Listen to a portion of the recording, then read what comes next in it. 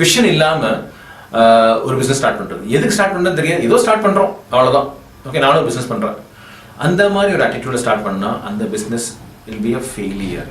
Okay, ஒரு saying கூட இருக்குது, a man without vision will perish. அதே மாதிரி ஒரு பிஸ்னஸ் வந்து விஷன் இல்லாத பிஸ்னஸ் வந்து லாஸ் ஆகிடும், ஃபெயிலியர் தான்.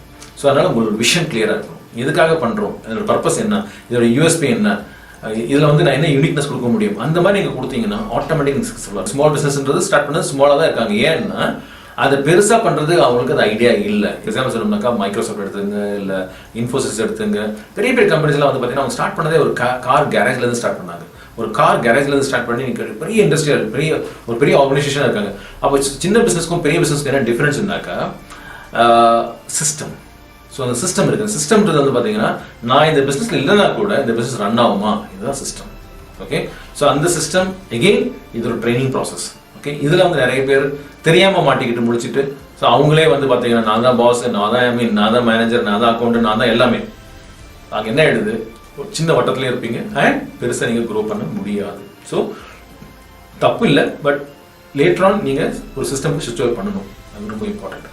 கன்விக்ஷன் வந்து பார்த்தீங்கன்னா அதை வந்து நீங்கள் எவ்வளோ தூரம் நம்புறீங்க, அதை வந்து எஸ் இந்த பிஸ்னஸ்னால நிறைய பேருக்கு சேஞ்ச் ஆகணும், நீங்கள் எவ்வளோ தூரம் அதை எடுத்துக்கிறீங்க, எவ்வளோ தூரம் பர்சனலாக நீங்கள் பிலீவ் பண்ணுறீங்க, மற்றவங்க பிலீவ் பண்ணுறாங்களோ இல்லையோ, மற்றவங்க நம்புறாங்களோ இல்லையோ, நீங்கள் அதை நம்புறீங்களா ஃபர்ஸ்ட். இன்ஃபேக்ட் நானே சொல்லுவேன், என்னோட ப்ரோக்ராம்ஸ் நான் இனிஷியலாக ஸ்டார்ட் பண்ணும்போது நிறைய பேர் வந்து அக்செப்ட் பண்ணல. அது எப்படி சார் ஃபோனில் பண்ண முடியும், அது எப்படி சார் நான் உங்களை பார்க்காமலே பண்ண முடியும். கன்விக்ஷன் என்னன்னா, நான் இதை வந்து ஆன்லைனில் ப்ரொமோட் பண்ண முடியும், நான் ஆன்லைனில் கோச்சிங் பண்ண முடியும், ஆன்லைனில் 1-to-1 பண்ண முடியும், அண்ட் ஆன்லைன்லேயே நான் வந்து ரிசல்ட் கொடுக்க முடியும். நான் வந்து நம்ப ஆரம்பித்தேன். அண்ட் இன்னைக்கு வந்து பார்த்தீங்கன்னா நான் உலகம் ஃபுல்லாக இருக்கு, நான் உலகம் ஃபுல்லாக என்னோட ப்ராடக்ட் ரீச் ஆகிட்டு இருக்கு. ஏன்னா என்னோட கன்விக்ஷன். ஓகே, நெக்ஸ்ட் வந்து பார்த்தீங்கன்னாக்கா பேஷன். நான் நிறைய டைம் சொல்லிக்கிறத பற்றி பேஷன்றது என்னன்னாக்கா பைசா இல்லைன்னா கூட நான் இதில் இருக்க முடியுமா, அதான் பேஷன். ஸோ இது எனக்கு பிடிச்சிருக்கு.